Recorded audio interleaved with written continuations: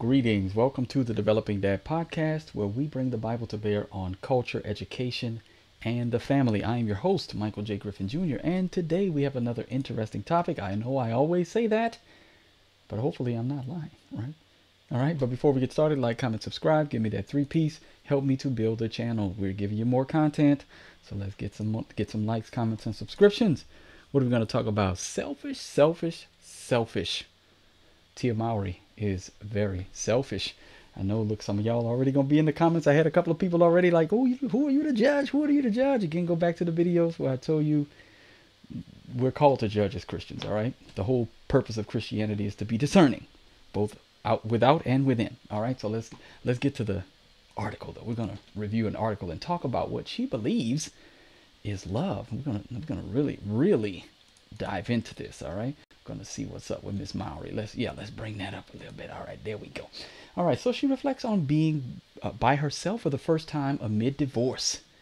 I've always been next to someone, she says. Well, she is a twin, so we're going to see that.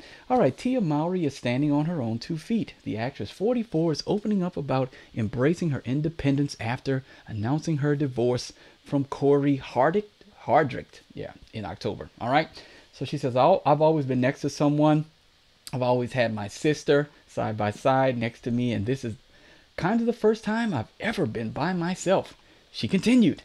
And so I'm just really learning about myself. All right. So she's 44 years old and is just learning about herself, her likes and dislikes and what makes her tick and the things that I guess make her her. It's 44 years old.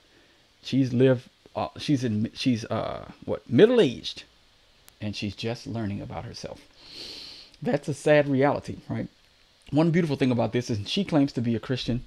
One beautiful thing about this is that the Bible and Jesus Christ make this pursuit very easy. We know the indicative. The indicative is that we are created by Jesus. If we are Christians, we are in Jesus, and we exist and live for Him. He is Lord. So we take our marching orders from Him. You're going to see that Tia does not take her marching orders from Jesus. It's going to be made evident as we read this. But again, that's the Christian life, right? We belong to Jesus.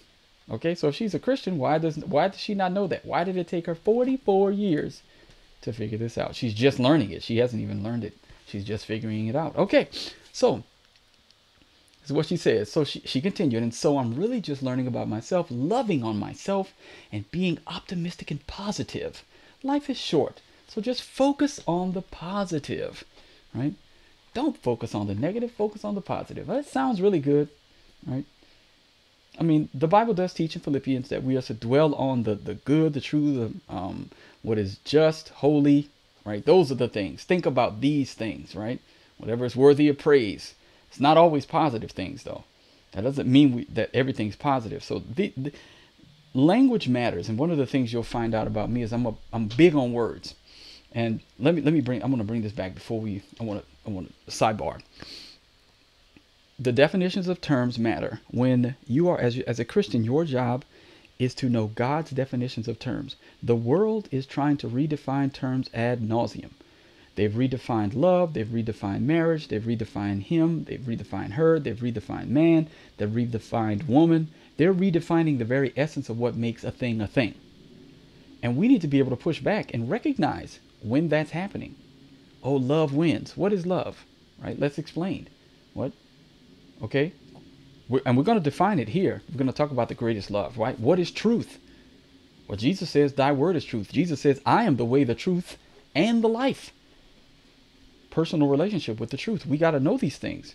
So we have to push back on the culture when they're trying to push their antichrist doctrine on us. And make no mistake about it, the redefinition of terms to be antithetical to what Christ has said is antichrist.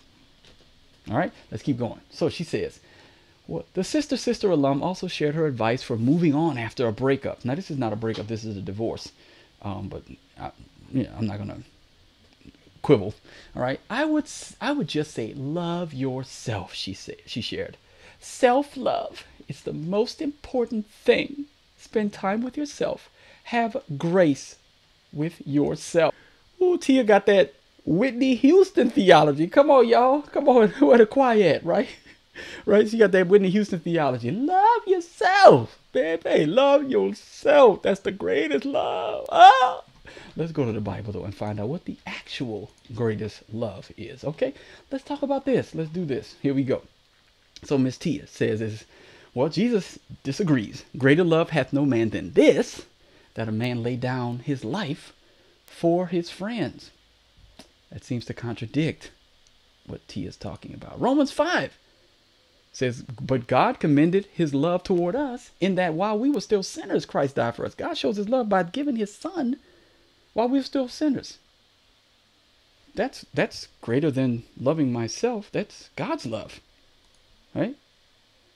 Okay, we're gonna talk about that. I mean, look, that's just two examples. I'm gonna get back to these. Hold on 1 second. All right, here we go. Let me do this. Okay, so Tia, what you talking about? Right? What are you talking about? You claim Jesus. I mean, she ain't a strong believer, obviously, but she claims Jesus. What's the deal? Why is she talking about self-love? That's why I put selfish. Everything she talks about in here is about her. Okay? She's talking about self-care, right? Oh, I'm practicing self-care amid the split. She says all about just really taking the time to tap in and take care of myself through meditation, through affirmations. I'm beautiful. I'm worthy. I'm this. She's got that Joel Osteen theology, right? This is my Bible. It is who I am, who I said, what I am, what it says I am. I have what it says I have. And I'm going to believe and achieve, right, and perceive, right? That's in Jesus' name. Amen. Right? That's exactly what she believes. Right? She's going to therapy and really continuing to work on myself and grow like a plant, right? Like a weed. Anyway, but she says, chase the joy. Oh, chase that joy. Whoa. So where's this joy going to come from, right? This joy that I have, the world didn't give it to me. Oh, y'all got to, I'm just giving y'all a little taste of what my life is like. I'm always singing like random gospel songs, but my wife knows this. All right, but let's talk about this thing here, okay? Tia. To get joy, the fruit of the Spirit, right? Submitting to Christ is love, joy, peace, patience, kindness, goodness, gentleness, faithfulness, self-control, right? That's what you're looking for. Okay, you can get it. Jesus, that's it. The fruit of the Spirit. That's what I'm telling you. I'm like, look, she just doesn't know who she is. She's already given up one of the most important things that she had, which was her marriage. She didn't even want to admit to the fact that this is what the Lord created her for. And the Lord said, it is not good that a man should be alone.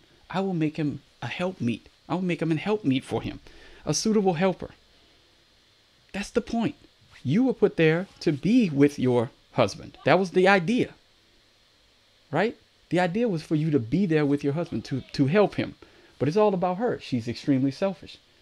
You got to recognize this, y'all. We got to recognize this when people start talking, spouting that crazy talk, claiming to be Christians. All right, we got to look. This is the real deal.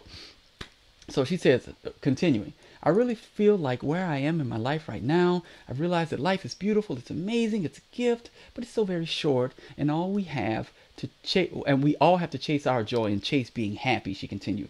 That's really important. Okay, so she's all about her, right? I got to chase my happiness.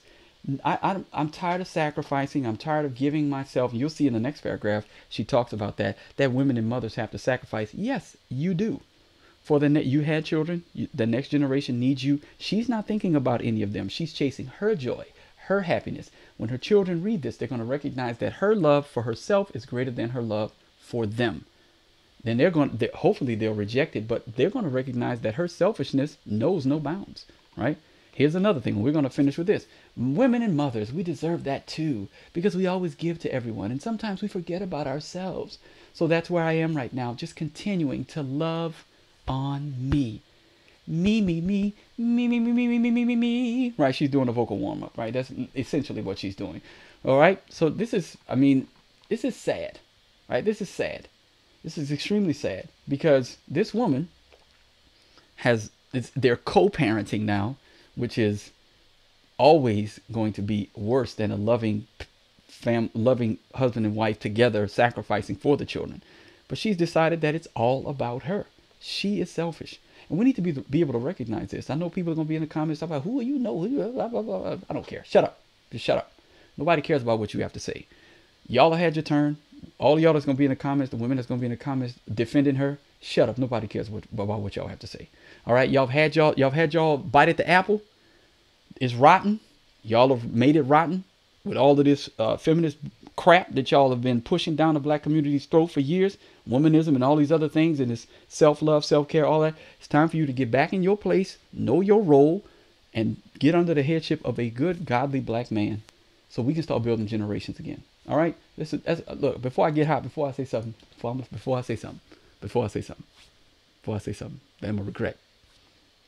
Until next time, be on the alert. Stand firm in the faith. Act like men. Be strong. See y'all around. Bye.